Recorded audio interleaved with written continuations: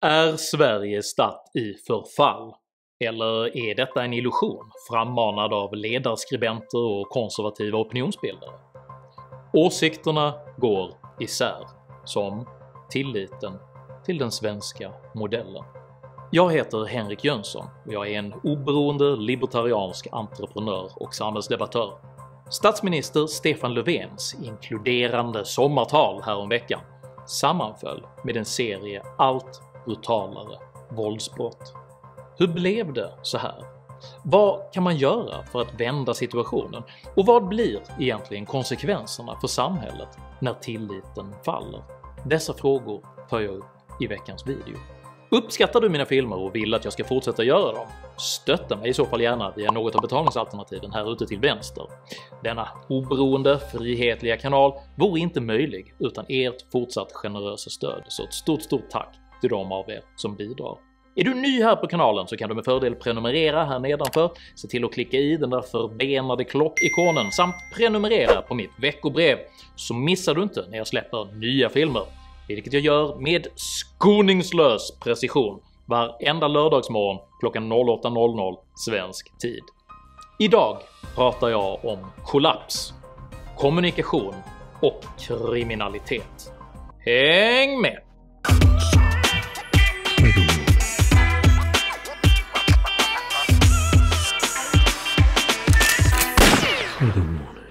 Det grekiska begreppet hybris omfattar både högmod, arrogans och en form av rusigt storhetsvansinne, vilket ytterst ansågs leda till nemesis, det vill säga bestraffning, vedergällning eller hämnd. Det är en vanlig missuppfattning att denna bestraffning skulle vara gudarnas verk. I själva verket menade grekerna att hybris bestraffades genom att samhället förföll, och enligt atensk lag var hybris därför också ett straffbart brott. Konsekvenserna av hybris gestaltas i bland annat berättelsen om Ikaros, vars vingförsedde son slutade lyssna på sin faders varningar och flög så nära solen att hans vingar smälte och han störtade till sin död. Ett annat exempel är Apollos son Phaeton, som övertalade sin far att låta dem köra vagnen som drog solen över himlavalvet. Phaeton, som var ung och oerfaren, klarade inte att kontrollera vagnen och brände av misstag jorden, till Zeus slutligen lät blixten träffa honom. Grekernas föreställningar om hybrisens destruktiva konsekvenser besannades, och när den högmodigt expanderade hellenistiska världen föll inför den romerska ockupationsmakten var riket utarmat, splittrat och präglat av våld och övergrepp.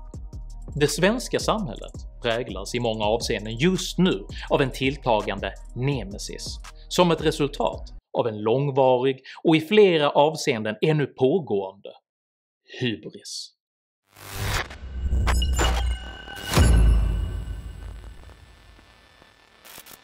Föreställningarna om att vara en humanitär stormakt, att visa hela världen vägen i klimatfrågan och att vara ett feministiskt föregångsland har alla havererat. Istället framhålls allt oftare Sverige som ett varnande exempel på misslyckad integration. Klimatpolitiken har skapat systemisk energibrist med fara för både tillväxt och säkerhet, och den självutnämnda feministiska regeringen vill inte kännas vid de patriarkala klansamhällen som brer ut sig i Sveriges utanförskapsområden. För det är lättare att fatta symbolpolitiska beslut om könsneutrala toaletter och trafikskyltar än att ta tag i demografiskt känsligt kvinnoförtryck. Det är lättare att förbjuda sugrör än att förankra en välgrundad och hållbar energipolitik. Och det är lättare att abstrakt tala om solidaritet och rättigheter än att hederligt och mödosamt ta ställning rörande svåra gränsdragningsfrågor, samhällsprioriteringar och skyldigheter. Men ett politiskt ledarskap utan förmåga att formulera svar på samhällets verkliga utmaningar kommer förr eller senare att ställas inför en situation där de samhällsfunktioner man förlitar sig på gradvis upphör att fungera. Situationen kan jämföras med romarrikets fall. Under imperiets höjdpunkt konstruerades den enorma flaviska amfiteater som genom historien blivit känd som Colosseum. I didn't know men could build such things. Framför den 50 meter höga byggnaden stod en 40 meter förgylld bronsstaty av kejsar Nero, och anläggningen hade kapacitet att hysa nära 90 000 romare. Colosseum var för sin tid en arkitektonisk och teknologisk triumf, vilken krävde resurser från hela det romerska imperiet för att möjliggöras. I samband med att det romerska riket började spricka smälte statyn av kejsar Nero ner för att bli till vapen. Senare drog man av samma anledning även ut armeringsjärnen som höll Colosseum samman, med konsekvensen att stora delar av byggnaden plötsligt rasade. Man hade vid detta tillfälle förlorat det arkitektoniska kunnandet, både rörande byggnadens hållfasthet och kapaciteten att bygga något liknande igen. På samma sätt bör den moderna demokratins fundament betraktas, som komplexa institutioner vilka mödosamt och över århundraden har byggts upp på ett sätt som gör det lätt att ta dem för givna. Men de är på inget sätt osårbara inför misskötsel, och inte ens Colosseum kunde stå emot sina efterkommande och allt okunnigare politiker, vilka gradvis destabiliserade den konstruktion de själva varken förstod eller hade kapacitet att återuppbygga.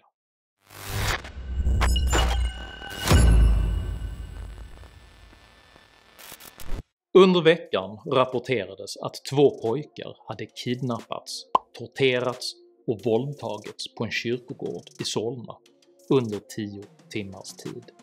Som en del av övergreppen sägs pojkarna ha knivhuggits i benen för att de inte skulle kunna fly, samt att de blivit levande begravda.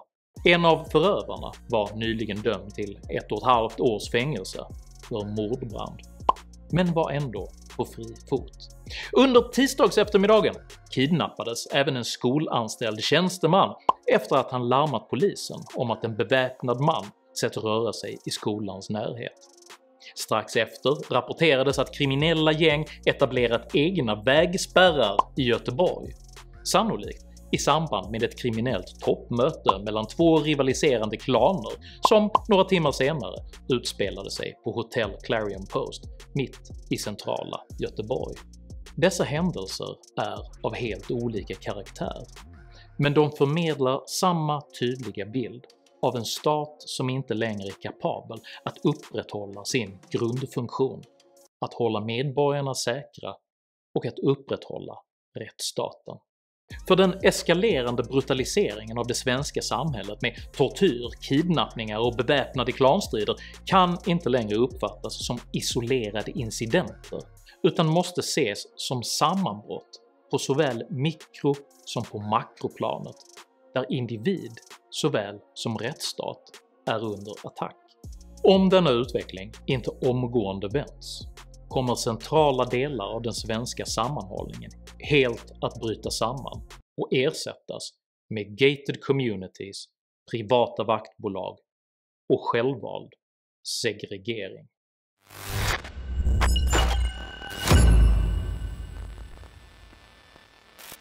Och sällan har kontrasten mellan verklighetens obevekligt rasande strukturer och den politiska klassens idévärld tydligare illustrerats än under förra veckan genom statsminister Stefan Löfvens sommartal. Och där behöver hela samhället hjälpas åt. Och när jag säger vi, då menar jag vi. Går igenom prövningar tillsammans. Det vi går igenom tillsammans jobbar Sverige ur krisen. Att bygga tillsammans. Tillsammans ska vi bygga ett bättre Sverige och vi ska bygga tillsammans. Tillsammans är ett strategiskt valt nyckelord, eftersom det för socialdemokrater väcker nostalgiska associationer till partiets storhetstid under 1960- och 70-talen, samtidigt som det realpolitiskt sprider ansvaret för den uppkomna situationen över folket. Detta är ingen slump eller enskild företeelse, för den politiska makten tar gärna åt sig äran för andras arbete, som populära artister eller framgångsrika företag, men man är också mycket noga med att dela problemen med hela folket. Nuvarande energiminister Anders Ygeman var så noggrann med att betona folkets ansvar för den svenska kriminalitetsutvecklingen att han även insinuerade att man inte kan kritisera brottsligheten om man samtidigt åker taxi för 59 kronor. Alla medborgare har ett eget ansvar för att inte göda den grova och den organiserade brottsligheten. För det är ju så att om du handlar spriten på Närlivs eller åker taxi för 59 kronor, då är du i själva verket en del av den organiserade brottslighetens näringskedja. Och då är det väldigt svårt att sedan ondgöra sig över hur våld och kriminalitet breder ut sig. Även socialminister Lena Hallengren var under coronakrisens mest svajiga fas återkommande mycket tydlig med ansvarsdelningen och att man delade ansvaret med hela folket. I synnerhet underströk hon att de uppställda målen absolut under inga omständigheter var hennes mål. Det är ett helt samhälle som faktiskt har ett gemensamt ansvar. Det är en fråga om att det är ett delat ansvar. Men återigen, det är inte mitt mål och det är faktiskt ett gemensamt mål. Det är inte mitt mål, jag tror det är väldigt viktigt att säga det. Och i förra veckans agenda angav justitieminister Morgan Johansson det som en samhällelig medborgarplikt att rulla upp de här kriminella nätverken. Det är en samhällelig plikt ändå att försöka göra vad man kan för att rulla upp de här kriminella nätverken. Man löser problem på egen hand och inte vänder sig till myndigheter. Det är inte tryggt att vittna och det är på grund av att folk är rädda för att bli skadade. Skulle du vittna om det innebar en risk för dina barn, för din familj? Jag har vittnat i rättegångar. Var du hotad när du vittnade? Nej, om jag säger jag har ju en situation som gör att jag har ett... nej, det var jag ju inte förstås. Parallellt med spridningen av ansvaret för de havererande systemen arbetar den identitetspolitiska vänstern med att utmåla alla som påtalar problemen som farliga och odemokratiska krafter. Journalisten och författaren Inti Chavez Perez ifrågasatte de kriminella vägspärrarnas existens och problematiserade att medierna ens rapporterade om fenomenet baserat på andrahandsuppgifter. Vänsterpartiets riksdagsledamot Linda Snecker valde att kritisera det faktum att gängkriminaliteten debatterades av just vita män. Centerpartiets entledigade kommunikationschef Ola Spennar anklagade Svenska Dagbladets ledarsida för att vara pådrivande för samhällskonflikterna. Och den vänsterpartistiska riksdagsledamoten Ali Esbati beskyllde sina meningsmotståndare både på ledarplats och i riksdagen för att försöka skapa hetsstämning, trots att detta är så vidrigt och så förbannat farligt.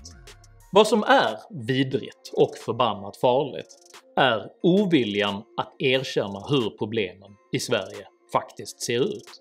För det handlar inte om ledarskribenter, högerparlamentariker eller ens om konservativa opinionsbildare. Det handlar om att det just nu händer saker som var otänkbara för bara ett par år sedan. Verkligheten definieras inte av bilder som sätts genom narrativ eller ens genom verklighetsbeskrivningar, utan genom de faktiska upplevelser av förfall som delas av medborgarna. Det spelar inte längre någon roll om man trummar ut optimistiska siffror som visar att det dödliga våldet sjunker när alla vet att det är lägenhetsdråp mellan missbrukare som har försvunnit samtidigt som den organiserade våldsbrottsligheten på öppen gata har exploderat. Vi hade förut våldsbrott och dödande som var mer inom låsta dörrar så att säga, i en lägenhet mellan missbrukare eller i nära relationer. Det har minskat. Nu har vi den här typen av brottslighet istället. Vänd blad i propagandamanualen. Den orwellianska båten har gått. Spin Elvis has left the building. Och när man nu dragit ut så mycket armeringsjärn ur samhällsbygget att hela flyglar totalt rasar samman, finns det ingen berättelse i världen som kan förhindra att folk märker detta, att folk talar om detta och att folk vredgas över detta.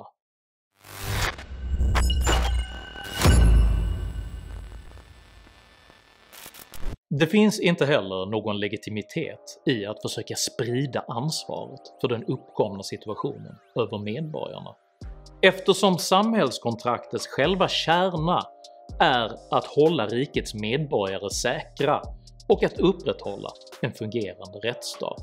Vi kanske inte såg det komma. Vi såg nog inte det riktigt komma. Återigen, vi har inte varit riktigt förberedda på att det också skulle kunna drabba oss. När jag lyssnar på dig så låter det som att du har liksom ingen avgörande bild av vad ni borde ha gjort. Istället har den enorma svenska staten ägnat sig åt exakt allt annat än detta. Och lösningen på alla problem anses alltid vara mer stat, mer skatt och mer socialt ingenjörskap. De globala klyftorna, den ekonomiska ojämlikheten, maktbalanser som förändras. Det finns ingen rimlighet i att fortsätta att utkräva en av världens högsta skatter när man bevisligen förslösar dessa resurser på hybris, på prestige och på moraliskt bling, och sedan förväntar sig att folket på något sätt ska reparera de samhällsfunktioner man själv låtit förfalla. Med de pengar det svenska folket betalar i skatt borde vi ha en vård i schweizisk klass, skolor på elitnivå och en gatubild lika trygg som i Tokyo. Vi borde i alla fall under inga omständigheter ha klanstrider och kyrkogårdstortyr i rikets största städer. Polisen måste kunna göra sitt jobb och hålla samhället tryggt. Ambulansen ska komma när medborgarna behöver den. Försvaret måste förmå försvara rikets gränser och barnen ska kunna gå i skolan utan att föräldrarna redan vid födelsen strategiskt måste börja planera barnets skolgång för att man ska kunna undvika våld och konflikter. We like each other for our children. För det var detta folk lät er ta deras pengar för att göra. Inte för att lajva moralisk stormakt. Inte för att politisera myndighet efter myndighet och absolut inte för att hålla en massa olönsamma medier under armarna bara för att de företräder just den verklighetsbild som ni själva gömt er bakom, medan samhällets verkliga funktioner tillåtits haverera till en punkt där det inte längre går att dölja. Låt mig så summera denna tragedi om hybris och förfall genom att parafrasera filosofen Platon rörande det enda som faktiskt är den hederlige medborgarens ansvar i detta sammanhang. Priset hederliga människor betalar för sin politiska likgiltighet är att styras av oduglingar. Tycker du att den svenska staten bör fokusera på sitt kärnuppdrag snarare än att ägna sig åt prestige, moralism och hybris? I så fall tycker jag att du ska dela den här videon med dina vänner. Och varför inte prenumerera på min YouTube-kanal när du ändå är igång? Har du egna erfarenheter av systemiskt förfall? Dela i så fall gärna med dig av dina upplevelser i kommentarsfältet här nedanför. Jag uppskattar alla respektfulla kommentarer, men vill understryka att jag inte accepterar personpåhopp, aggression eller ohövligheter i mina idédrivna kommentarsfält. Tack för att ni respekterar detta. Jag heter Henrik Jönsson och jag anser att det är lättare att göra en fisksoppa av ett akvarium än ett akvarium av en fisksoppa. Så en uppmaning till dig som är politiker. Ibland bör man vara försiktig med vad man pillar sönder. Tack för mig. Tack för att ni har lyssnat.